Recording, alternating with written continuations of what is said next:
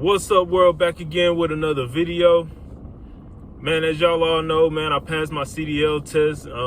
I appreciate all the kind words that was sent to me via email, via comments, and I just appreciate all the love. You know what I mean? I kind of want to get on here and explain how my situation went in the CDL class, my experience, what made me want to get into CDL and things of that nature. So kind of want to just share my story. So first and foremost, I almost got it right into it. First and foremost, if you are watching this, thank you.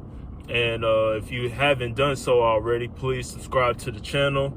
Watch a few videos, push that like button, you know what I mean, and hit that notification bell as well. But yeah, as you all know, I've been in the trucking industry for going on 3 years now. I started off in non-CDL, just doing box trucks, doing dispatching as well, and that has led me to great things. I was able to see this country and make some income while doing so. So it was definitely a blessing, and it's not saying goodbye to that side. I do see myself jumping back into box trucks, doing a little dibble and dabbling, and Sprinter vans as well. I see that being in my future as well. That was my first time actually using dibbling and dabbling too, you know what I mean? I just thought that was pretty funny because I've never said that before, dibbling and dabbling. But anyways, just exploring the whole trucking industry, just making sure I have my foot in everything. I don't want to limit myself. That's really the one of the main reasons why I decided to, get into CDL. I didn't want to limit myself in, you can only carry this much weight, or you can only drive this, or you can only drive that. I wanted to have my hands in everything. This is something that I've decided that, I wanted to devote my life to as far as a career, just the logistics business. So, I wanted to make sure, there's no doors that are closed. So, that's what kind of got me into CDL. But, like I was saying, I started off in the box trucks. I did that for about 2.5 years, all while, doing dispatch for a couple of drivers as well. And shout out to those drivers that gave me that opportunity, you know what I mean? And, it was going well. And, sorry, somebody just walked real close to me for some strange reason. But yeah, it was going well, and like I said, I made a decent income while seeing the world and going from state to state, meeting new people and networking. So it's been a blessing. I took a couple of months off, just trying to figure out what would be my next move in the business with the box trucks. And a couple of months led to about 3-4 months, and then at that point, I decided, well, I done took all these months off. Let me, invest in something and invest in myself, and let me sign up for a CDL. I didn't want to, I felt like if I didn't do something sooner than later, then, I probably wouldn't have, kept on with it.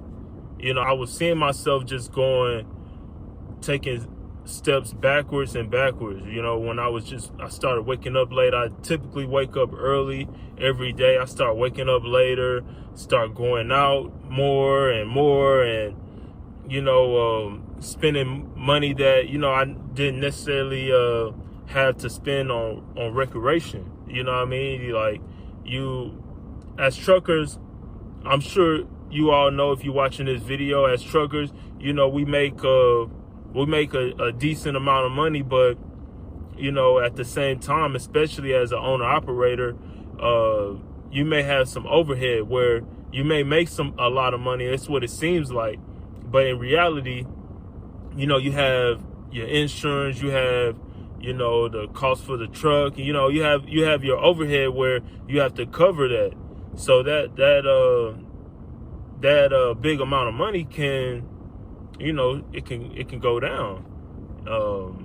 And I was seeing myself just really not as focused as I should be. As an owner operator, as a businessman, I was devoting a lot of my time to things that I shouldn't be focused on, and it was costing me, and I was just seeing it. I'm seeing my savings just decrease and decrease by the month, and I got to a point where I was like, well, I needed something that kind of rejuvenated me in a sense, you know what I mean? So I couldn't even tell you like what it was. It's just one day I woke up and I was like, man, I'm about to just jump into CDL. You know what I mean? Like that was just plain and simple. Once I made my mind to it, once I listened to, my heart, and I just ran with it. I started doing my research on schools, and I found the school. I spoke with them a couple of times. I spoke with several schools a couple of times, trying to figure out, what would be the best for me. I found the school that was best for me, and I went up there. I signed up. I paid the fee, and went along with it. A lot of times, I talk to a lot of people about this truck and getting in the CDL, and one of the big things that I hear a lot is, well, I can't afford CDL school right now, or I can't afford it, and I can't afford it, but I don't have the time. I still got to pay bills, so I can't be in school and pay bills because I have to have a full-time job, and which is understandable. But at the same time, if this is something that you want to do, then there's ways around it. If you work Monday through Friday, then I would tell you, if you get off at a decent time on Friday, get it in on Friday, and then a lot of schools, they're open on Saturdays as well. You just do Friday and Saturday. You know what I mean? If you get off at a decent time, then just go late. Just spend 2 hours that day where, you get off at 2, you get there at 3, and then you go from 3 to 5. Whatever it is, but you have to sacrifice something. Like if you want to do something, you have to sacrifice in order to get to that next level. So that's just all to it. Yeah, I could have jumped back into a box truck and, continue doing what I was doing. But at the same time, I took so much time off, and I wasn't really motivated to jump back in the box truck. I needed to jump in the CDL to, get me up and get me back on track. So that's what I did. Yeah, I invested a decent amount of money in the school, but I don't even look at it like a loss, or I don't even dwell on it. It's just like I had to pay that in order to get me back on track. And it's no money amount that I wouldn't spend in order to get me back on the right path. I don't care how much it would have cost me. If that amount is going to get me back on track and get me back focused, and I have it, then I'm spending it. I don't care if I'm down to my last dollar. That's just what it is. So that's what I did, and I jumped into the CDL school. Let me backtrack though, the pricing, because the prices are different. For me, I spent $3,000 on a class, but there's classes that are, I want to say they cost a little less, and then there's classes that cost more, you know what I mean? So it all depends on your budget and city and state that you're in, so the class that I'm in Texas. The class that I took, it costed me $3,000, and that was for the amount of hours that I needed to practice, the study guide for the permit test, and then the trainers in order to, get you right where you can operate a truck and trailer. So that's what I spent. It said it was a 4-week CDL class, but heavens no. It took me way longer than 4 weeks. Like, it took me way longer. Now, mind you, in Texas we had some bad weather, so we took a week and a half off because of the weather, and we had hurricanes and all that other stuff. But even with that, and then I took a week off to study for the permit test. But even with that, it took me way longer than 4 weeks. So that 4 weeks thing, that's kind of what got me too. I was sold on that. I'm like, wait, I can just spend a month there and then I can get my stuff. I'm like, sign me up, but it definitely took longer than 4 weeks. Let me cut this car off. I just got it running. It definitely took me more than 4 weeks for sure. You know what I mean? And I didn't mind it. I'm just saying, that's what they told me, but it definitely wasn't 4 weeks. But I signed up. I took a week off to study. I took the permit, and then once I took the permit, I went to the yard. So when I first got to the yard, we practiced on the pre-trip. So the pre-trip, that was outside the truck, checking the suspensions, the fluid levels, things of that nature. So one thing about the school that I went to, they were very detailed when it comes to like the pre-trip and the in-cab inspection. They were very detailed about it, and they stressed it a lot. Make sure you remember the pre-trip, make sure you remember the in-cab inspection, which were important. When I went to go take the test, those were things that, that the points will be deducted if you don't say the right things, or if you miss something, points can be deducted. And if you miss too many things, then you're going to fail. So, they stressed that a lot when it came to the pre-trip and the in-cab inspection. So, my first few weeks, it was basically just studying that, making sure I memorized the pre-trip, and then make sure I got the in-cab inspection down pat. That's checking the brakes and, doing things like that. So that's what they did. And, they gave us the proper study guides and stuff for that. They even had like PDF stuff that you can just watch. You can watch like examples on a computer, on your tablet, on your phone. So they provided a lot of information for us when it comes to the pre-trip and the in-cab inspection. On the 15th of July, they took a lot of things out. As far as maneuvers, like I didn't have to do the parallel parking. I didn't have to do a lot of things that you used to have to do. You know what I mean? So, and then when it comes to the pre-trip and the in-cab inspection, it was a lot of things that they took out that they don't test for anymore.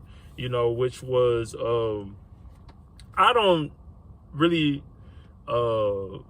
know why they took them out. When they were explaining like the things that they had before, I felt like they were important, but at the same time, they took them out. But those are certain things that I feel like, that may be important, that I might need to, practice on parallel parking. It might come in handy.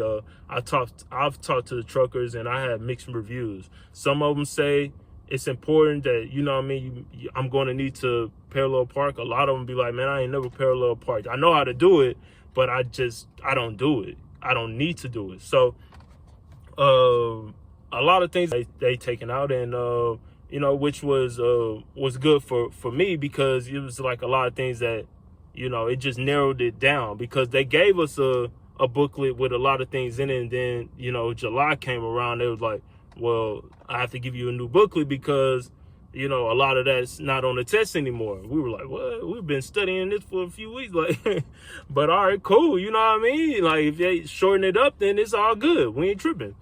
And that's what they did.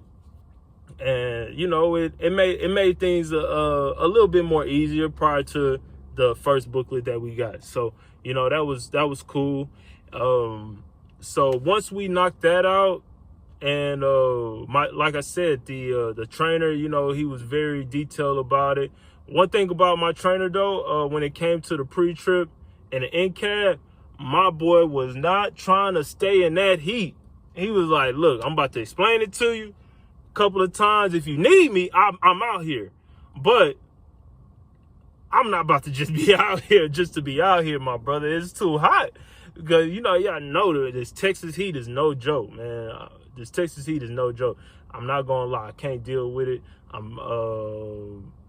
don't see myself dealing with this Texas heat much long, you know what I mean, since I got my CDL. But that's another topic for another video.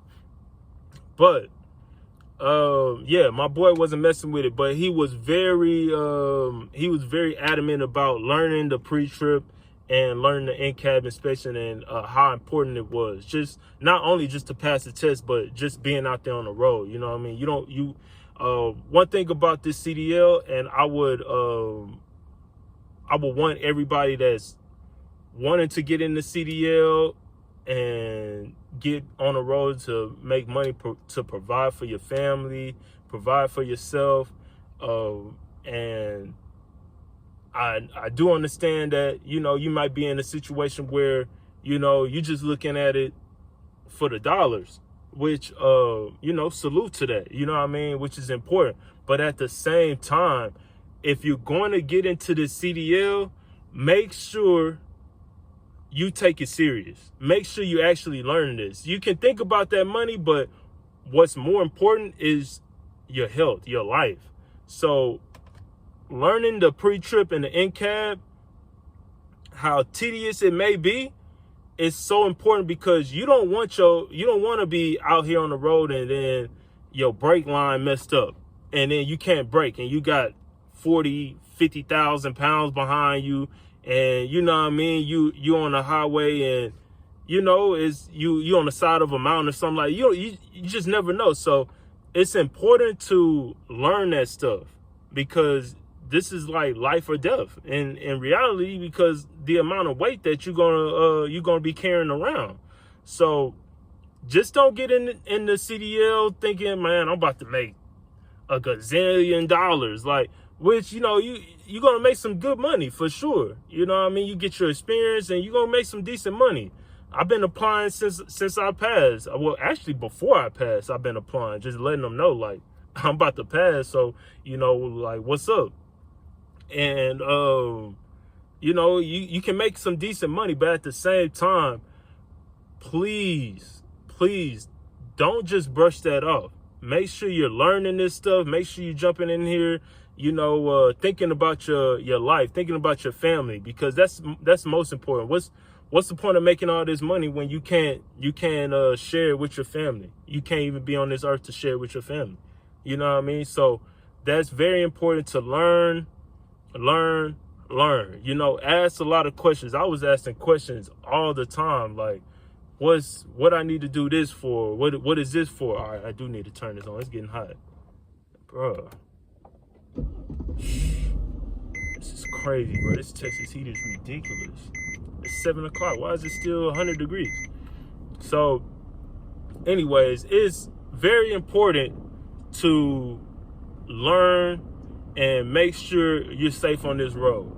So, man, I was asking so many questions, even about stuff that wasn't even on the test anymore. I'm still want to know, like, why did they take it out? What is it? You know what I mean? Like, what is that? So, it's very important to learn the information, and to not just learn it just for the test, but learn it to actually know it.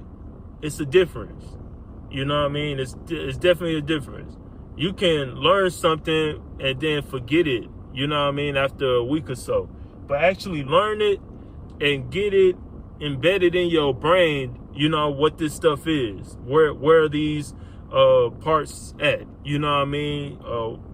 What to look for when it's messed up. Things of that nature. So that's very important, and that's something that you really have to do. I'm gonna cut it here, and then next video I'm going to talk about when I finally got on the road, and and I'm going to talk about different training experiences that I had as well, because there were multiple trainers, and all of them were good, all of them were very helpful, but it was different ways. Different trainers taught me in different ways, and I'm going to talk about how each way was effective and if certain ways were ineffective. You know what I mean? So we're going to talk about that in the next video. I appreciate y'all watching this video. If y'all are interested in getting your CDL, like I say, make sure you getting into it. The money is going to come, but make sure you get into it wanting to actually learn how to operate a tractor and trailer. That's the most important, because your life is important. You don't want to get behind these trucks and hurt yourself or hurt someone on the road. You know what I mean? Because then it's going to put you in a worse situation than you are in right now. If you are in a bad situation, hopefully nobody's in a bad situation. But get into this willing to learn, and devote your time and energy and actually wanting to learn. You know what I mean? That's very important. That's one thing. The money is cool. I don't know how much I can stress that. The money is cool, and the money is there. It's never not going to be there. We're talking about a multi-billion dollar industry. You know what I mean? Like, this industry helps this world go around. You know what I mean? So, like, it's always going to be there. But what's more important is your life and your health. Make sure you get home safely. Get home every day. So that's most important. So part 2 is coming soon. And y'all make sure, like I say, make sure y'all like and subscribe and do all that good stuff for this content. Peace.